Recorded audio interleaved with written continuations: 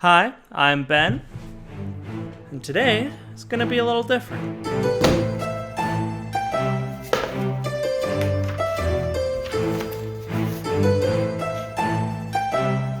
So what better place to start than all of our favorite little green rapscallions, goblins. Now, this ancestry has seen a bit of a glow up since their addition to Pathfinder First Edition, and are now one of the core ancestries. These little balls of chaotic pyromania have seen a bit of change over time, and there are now goblins who are fighting against the conformity to the stereotypes that originally bogged them down, being simple creatures with questionable appetites and a particular love of fire and tinkering. Paizo has done such a good job of creating a super fleshed out world for their players to explore, and as much as I would love to dive deep into Goblin lore, this says identify, so we're going to get right to the math. All goblins share a couple of core mechanics. First off, they all get 6 HP because of their ancestry. They are all of small size, and all of their speeds are 25 feet. They gain ability boosts to dexterity, charisma, and one free one of their choice, and they have an ability flaw in wisdom. All goblins can speak Common and Goblin, and their options for extra languages are from Draconic, Dwarven, Gnoll, Gnomish, Halfling, or Orcish. And lastly, they all have dark vision, which means that they can see in dark and dim light as if it were bright light, only without color. So we can see that the base goblin is already pretty good and pretty versatile. They don't get a lot of HP, but over the course of a campaign, that shouldn't matter too much unless you are just playing a low-level adventure. Their ability boosts are very good as well, allowing them to fill a wide range of roles as needed. However, that flaw to wisdom can get them into trouble. First off, a goblin is going to run into trouble if they want to play a druid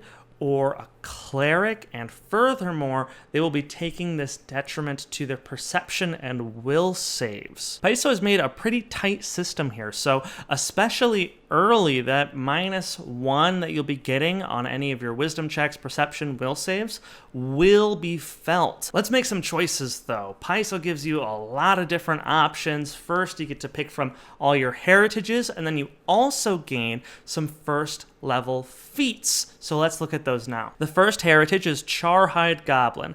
These goblins gain fire resistance equal to half their level, rounded down. Furthermore, your flat check to remove persistent fire damage is reduced to 10 or 5 if another creature is giving you suitable help in the check. Charhide Goblin is a very viable option. You are very likely to see that resistance come up, which you really see value out of. You are less likely to see the second half of this feature, but when you do, it is going to be very helpful. Reducing a flat check from 15 to 10 by itself increases your chances to succeed tremendously. And then if somebody's aiding, you reduce that DC to 5, you have a 75% chance to end that persistent fire damage on you, which is no joke. Charhides do get their own feat, which interacts very interestingly with their abilities, but we'll talk about that in a little bit. Next up is Irongut Goblin, which I just love. They can keep themselves fed with poor meals in a settlement without using the subsist downtime activity, as long as there is garbage readily available. In addition, you gain a +2 circumstance bonus against afflictions, against gaining the sickened condition, and towards removing the sickened condition. Furthermore, whenever you roll a success on a fortitude save affected by this bonus, it's a critical success instead. However, this bonus is only added if the affliction is caused by something you ingested. Ew. Now, obviously, this is mostly just a flavor heritage I suppose if you're playing a very survival-heavy campaign, then this could be helpful because you can eat whatever, I guess. Obviously, this isn't super mechanically powerful, but man, do I just want to play a little trash boy. Next up is Razortooth Goblin. These goblins use their jaws as formidable weapons. Their jaws act as an unarmed attack, which deals 1d6 piercing damage. Brawling group and have the finesse and unarmed traits. This heritage is interesting. I think it is most viable when you want to have something in your hands besides weapons. So perhaps for an alchemist who uses mutagens, this could be very interesting because they can use their mouth for all of their unarmed strikes, while in each of their hands they hold elixirs or mutagens or bombs so that they don't need to draw them on their turn. I also can't help but greatly appreciate that since the jaws have the finesse trait, that a rogue can sneak attack with them. I love that. Next up is Snow Goblin. Snow Goblins gain cold resistance equal to half their level, and furthermore, they treat environmental cold effects as if they were one step less extreme than they are. The goblin in my campaign is a Snow Goblin, and this will be very helpful for him in my all winter, all the time campaign. Otherwise, you may find this a little circumstantial. Having any resistance is good, but cold resistance will be seen less than fire resistance, so if that's what you're after, I would definitely go with Charhide. Snow Goblin in most settings is probably pretty circumstantial, unfortunately, compared to its fiery counterpart. The next heritage is goblins with tails. They're tailed goblins. They've got goblins with tails. Paizo did that. They put a tail on a goblin. Tailed goblins get a +2 circumstance bonus to athletics checks made to climb. They gain the combat climber feat, and they reduce the amount of hands required to climb or trip by 1. Mechanically speaking, if you are trying to make a build based around climbing in some way, whether getting out of harm's way or harrying your foes from above, I think Tailed Goblin might be the best of the heritages. You get a +2 circumstance bonus to an appropriate skill, you gain a feat, and you make it easier to do the thing you're trying to do. Furthermore, if your Tailed Goblin is a monk or especially a fighter focused on tripping, then this ability will be very, very helpful because especially a fighter can have a weapon and a shield in hand and still be able to make those trip attempts. As long as a Treedweller Goblin is within a forest or a jungle, they gain a +2 circumstance bonus to sneak or hide, as well as on survival checks to subsist and on the DC for you to cover tracks. Again, this is circumstantial.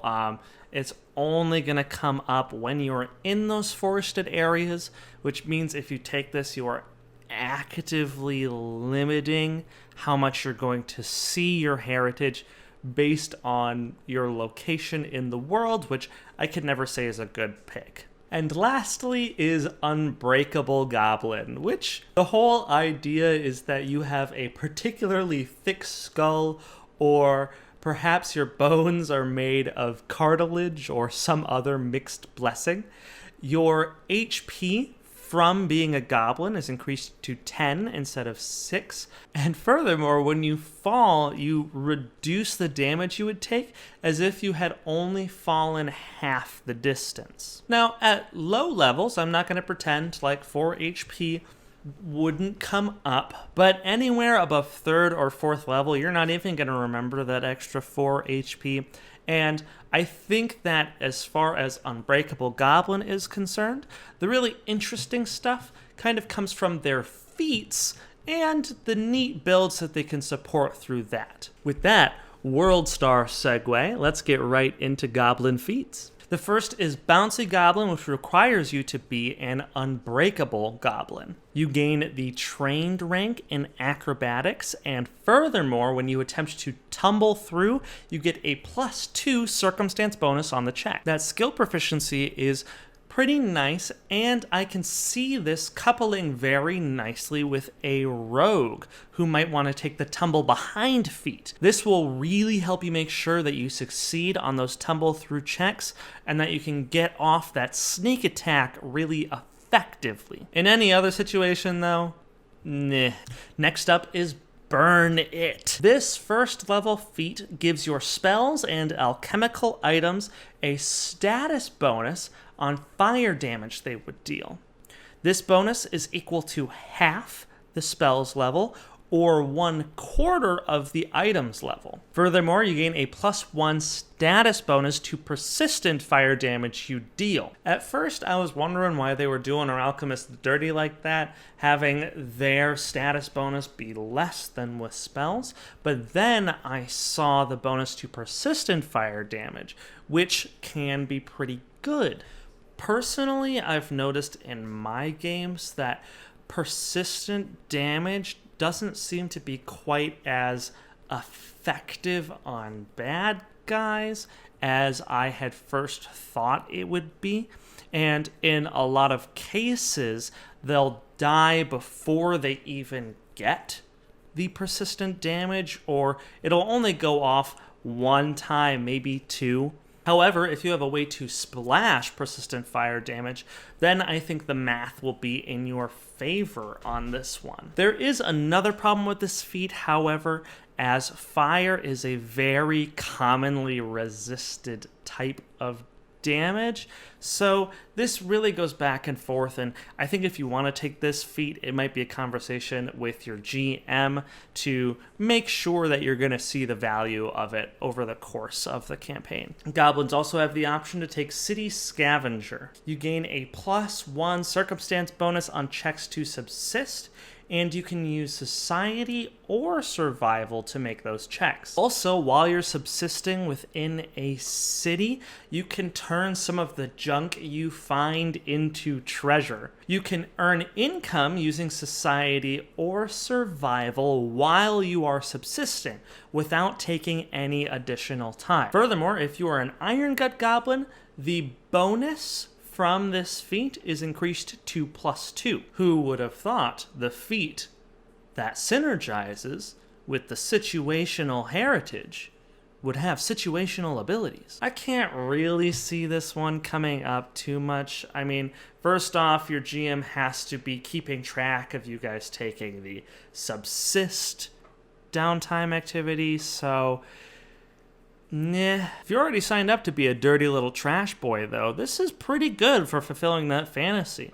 As the old saying goes, one man's trash is another goblin's meal and paycheck. Next up is Extra Squishy. You become trained in acrobatics, and if you roll a success to squeeze, you critically succeed instead. Furthermore, while you are squeezing, you gain a +4 circumstance bonus to your fortitude or reflex DCs against attempts to shove you. Personally, I've never really seen the Goblin fantasy as being a weird rubbery goo ball. I mean, like I said, I left Pathfinder for a while, so if this has been a recent development, let me know in the comments down below. But sure, I mean, if that's what you want to do, it's not good. It's not going to come up, but you can be a squishy little goo boy. The next feat on the Goblin list is Fang Sharpener, which requires you either be a Irongut or a Razortooth Goblin. If you are an Irongut Goblin, you gain a bite attack that deals 1d4 piercing damage. And if you're a Razortooth Goblin, your unarmed jaw attack increases to 1d8, but it loses the finesse trait. Furthermore, whenever you score a critical hit with your bite, your target takes 1 persistent bleed damage per weapon damage die. I'll be honest, I really don't know how to feel about this one. I feel like the bite attack is less useful as a D4 to Irongut Goblins than it is as a D6 to Razortooth, but I also don't think that bumping that up to a D8 is worth losing the finesse trait. So, on the flip side of that, if we take my Alchemist Goblin example, you aren't necessarily focusing on your dex anyways, so perhaps having that D8 but strength weapon is better for you. And that crit persistent bleed damage can be helpful, but it's going to be much harder for you with unarmed attacks to get your weapon damage dice up versus other martials who can just slap a striking rune on their weapons. So all in all, this is a pretty middling feat from me. Next up is Goblin Lore. You have picked up the skills and tales of your community. You gain the trained proficiency rank in nature, stealth, and Goblin Lore. Now, 3 proficiencies out of a feat is nothing to shake a stick at.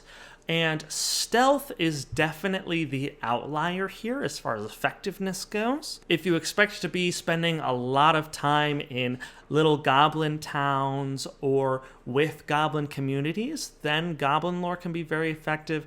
Otherwise, you might have to kind of stretch to see the value of this feat. Next up is Goblin Scuttle, which I think is pretty neat. This gives you a reaction when an ally ends a move action adjacent to you, and it allows you to take the step action. From guides I've seen online, I see this feat kind of discounted in its effectiveness, but I think on the battlefield this can be used fairly tactically. This helps you set up movement in between turns, so if an ally moves up next to you and you are adjacent to an enemy as well as the ally, it is possible that you could get set up into a flanking position, which would benefit both of you. To that end, if you are being harried by enemies and you are a backline goblin, then this feat allows an ally to move up to those bad guys and get you the hell out of dodge without costing that ally any extra actions. Ultimately, this is a feat that comes up as much as you are willing to tactically see it, which I think is very good design. This feat gets you thinking about how you can get set up to make sure you're using it every turn, and furthermore, it gets the party talking to each other. And so, for those reasons, I think this is a pretty decent feat. Next up, we have Goblin Song. You sing annoying little goblin songs to distract enemies within range. You can attempt a performance check against the will DC of a single creature within 30 feet. If you have expert proficiency in performance, you can affect 2 creatures. If you have master proficiency, you can affect 4 creatures, and if you are legendary in performance, you can affect 8 creatures. If you critically succeed, the target takes a -1 penalty to will saves and perception checks for 1 minute. On a success, this effect instead lasts for 1 round, and on a critical failure, the target is temporarily immune to the song for 1 hour. I guess they heard that one before. I could see this being useful on a goblin bard or perhaps other charisma-based casters, but not in a lot of other situations. Even then, I think this is only something that I could see a goblin player using if they were trying to get an important spell off that has a will save attached to it, or to that end, another player was trying to do so. For this reason, I find it kind of situational. However, it is only 1 action, and as most spells are 2 action casts, this does fit nicely there. Or if it's an ally you're trying to debuff for, then you can try this 3 times, and if you have a decent performance, you have a pretty decent chance of success that this is going to land for at least the round. The next feat is Goblin Weapon Familiarity. You are trained with dog slicers and horse choppers. Furthermore, you gain access to all uncommon goblin weapons. For the purpose of determining your proficiency, martial goblin weapons are considered simple weapons for you, and advanced goblin weapons are considered martial weapons for you. The real notable weapon here is the dog slicer, which has a lot of very effective traits on it, especially if you are going the goblin rogue route. The horse chopper is decent, but definitely not worth a feat to take. And generally, as far as these weapon familiarity feat trains are concerned, I find them mostly a trap because you have to spend multiple feats just to keep up with what other class features are giving you already. All in all, I think that these weapon familiarity feats would be better if you didn't have to take another feat just to gain expert in the weapon. If they all had a cap, like at 6th level, you gain expert in these weapons, or something like that. Here we have another heritage-specific feat. This is Hard Tail, which requires you to be a tailed goblin. This gives you a tail unarmed attack, which deals 1d6 bludgeoning damage. This feat, in a way, I think invalidates taking Razortooth Goblin. Besides flavor, it makes much more mechanical sense to just be a tailed goblin and take this feat, as you are getting double the feats, more bonuses all in all, versus Razortooth, where you get just the attack, and then you could take a feat to make the attack a little bit better. As far as I'm concerned, Tailed Goblin is kind of encroaching into ancestral elf territory. It kind of dominates the goblin market. Moving right along, we have Junk Tinker. When you use the crafting skill to craft, you can create level 0 items incorporating junk into the construction. You can do this with weapons, but not armor, and whatever you make is a shoddy item. However, while normally you would take a penalty to attack rolls with shoddy items, you ignore that penalty. Furthermore, you can incorporate junk when you craft an item to save time and money. This grants you a discount on the item as if you had spent 1 additional day to craft it. The only caveat is the item is very clearly made out of junk, and at the GM's discretion, this might affect resale value. I think this is such a fun little feat, and I love the idea of being a little goblin MacGyver who's putting all his weapons together. And I think what is the biggest value out of this feat is that you can reduce the cost of items you make without spending extra time on it, meaning you're not affecting your downtime to do so, but still saving money. And as long as the item is just for you, who cares what it looks like? You're already a squishy-tailed little gobbo monster. One of the last couple of feats that we are going to look at today is Rough Rider. You gain the Ride feat even if you don't meet the prerequisites. Furthermore, you gain a +1 circumstance bonus on nature checks to command an animal when on a wolf or goblin dog mount. Furthermore, you can always select a wolf as your animal companion, even if you would usually have to select an animal companion with the mount special ability.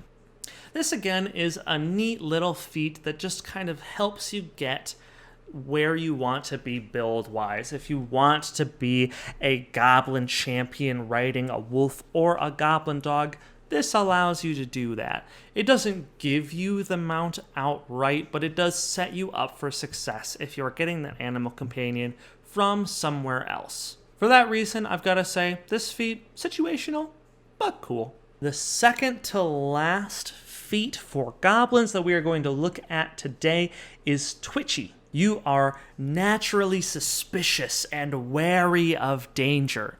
You get a +1 bonus to your AC against hazards and on all initiative rolls. If at least one of your opponents is using diplomacy or deception for their initiative rolls, this bonus is instead increased to +4. I actually think this is pretty decent. Pathfinder 2 has an extensive list of hazards to make sure that traps are able to come up at all levels, so you can be pretty confident that you are going to see them and that +1 is going to come up. Furthermore, you are always going to be rolling initiative, so that +1 bonus will come up. And then when you are in the situation where your DM has bad guys roll deception or diplomacy for their initiative, that +4 bonus is going to feel so cool. The only thing to consider is if you're taking this feat that the bonus is a circumstance bonus, so this will not stack with incredible initiative. And that way you will need to wager what is more important to you, that ancestry feat or that general feat, having a +2 to your initiative all the time, or having a +1 to your initiative and to your AC against hazards. And the last of the goblin feats that we are going to be looking at today is very sneaky. Well, we know where the feat is, but its name is very sneaky. When you take the sneak action, you can sneak 5 feet farther than normal. And furthermore, you don't become observed if you aren't behind cover or greater cover or concealed by the end of your sneak action, as long as you meet one of those prerequisites by the end of your turn. This opens up incredible opportunities for rogues or any other kind of goblin that is trying to get the drop on their enemies. This feat is super good for ensuring that you are able to stay relevant in combat while still being able to move from position to position and staying hidden. I really put this feat up there as one of the best options available for goblins at first level, especially since the upgraded version of this feat is also very, very good. So those are all of the options available to players who take the Goblin Ancestry at first level. If you like this video, please consider liking it, and if you like the kind of content we do on this channel, please consider subscribing. Otherwise, thank you so much for watching, and I hope to see you on your next short rest. I also want to give a huge shout out to our patrons on Patreon. I can't tell you how much your support means to us. Our patrons of local hero tier and above for this month are Painted Sky and Robert Allen Klaus III. Otherwise, thank you so much for watching, and I hope to see you on your next short rest.